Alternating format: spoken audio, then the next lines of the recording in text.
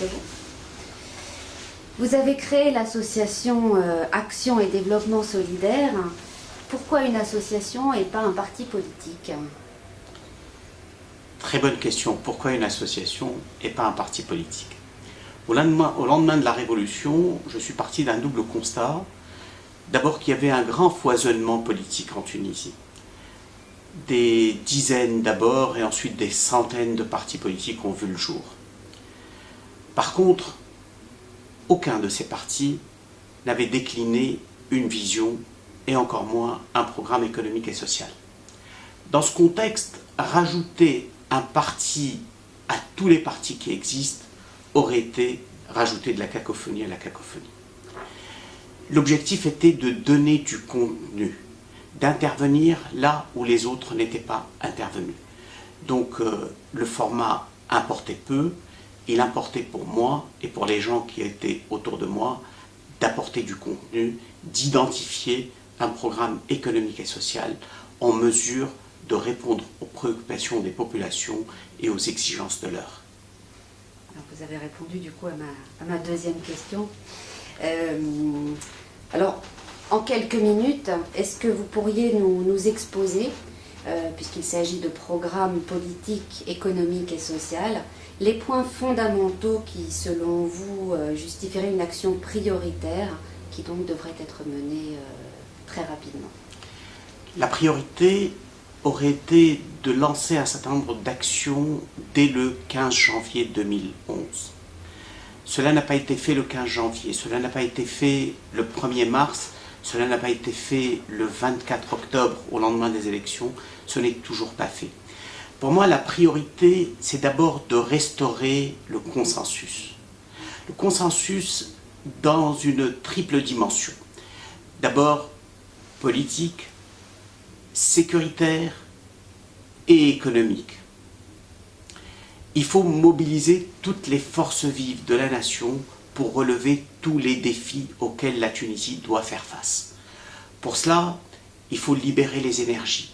Il faut permettre à tout le monde de se remettre au travail, en assurant les conditions de sécurité d'abord, en assurant une plateforme politique minimale qui rassemble les Tunisiens, insiste sur les points qu'ils ont en commun et laisse de côté tout ce qui pourrait aujourd'hui les séparer ou créer de la confusion dans le paysage politique.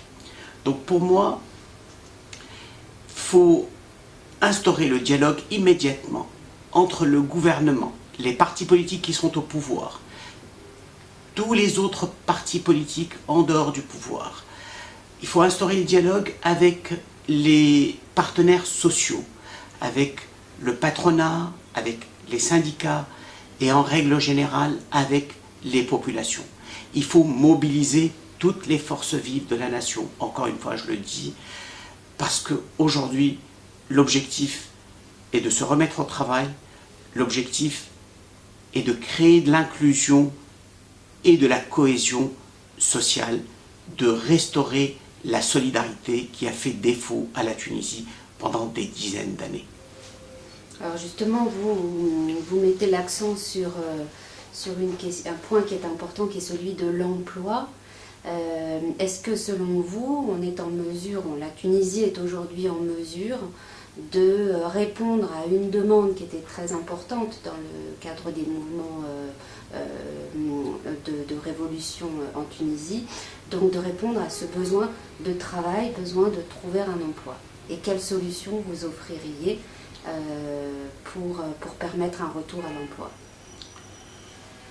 Le chômage, dans ses multiples dimensions, était pour moi la cause essentielle de la révolution. Bien sûr, il y a d'autres causes politiques, économiques et sociales.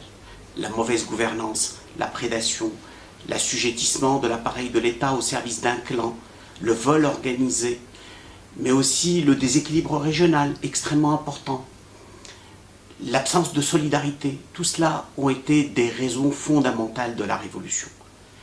Mais la raison première reste quand même l'emploi et la mauvaise situation de l'emploi dans ses multiples dimensions. Dans ses dimensions régionales dans ses dimensions de genre et dans ses dimensions de niveau de diplôme. Il est important dans ces conditions d'identifier toutes les modalités qui pourraient donner de l'emploi à chacun des Tunisiens, un emploi digne, en rapport avec ses capacités et en rapport avec ses aspirations. La question n'est pas simple. Tout comme le reste de toutes les réformes que nous avons identifiées dans le cadre de cet ouvrage et de ce travail, la question de l'emploi doit se décliner en deux temps, le temps court et le temps long. Le temps court, il faut redonner de l'espoir aux populations, donner des raisons d'attendre aux populations qui sont très nerveuses et qui le sont de plus en plus, on le voit avec les mouvements sociaux des dernières semaines.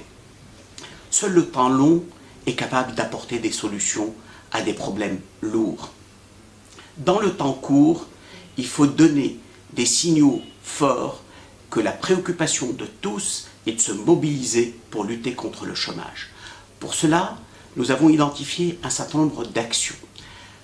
Dans le désordre, il faudrait lancer des initiatives de microfinance dans les différentes régions oubliées de la Tunisie.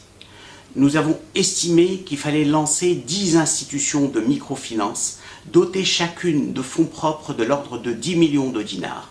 Dans le cadre d'un partenariat public-privé, elles seraient capables de donner de l'activité et non pas de l'emploi salarié, de l'activité à quelques 100 à 150 000 personnes par an sur 3 à 4 années.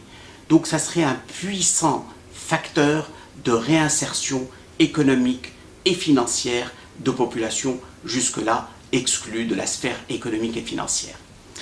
Nous pensons également qu'il y a intérêt à lancer de grands chantiers d'intérêt national. Je pense notamment à des chantiers comme la lutte contre la désertification, la reforestation, mais également des chantiers plus proches des préoccupations et du vécu quotidien des populations. Des chantiers de tutorat scolaire, où on apporterait un soutien scolaire dans toutes les localités où les parents démunis ne sont pas en mesure de compléter le travail de l'école publique. Toutes ces actions, et bien d'autres encore, si elles étaient lancées dans le cadre d'une vision globale et cohérente, qui engage le gouvernement dans la concertation avec les partenaires sociaux et dans la proximité des populations, pourrait redonner de l'espoir et permettre d'obtenir une trêve qui permette d'engager les actions fondamentales et structurelles.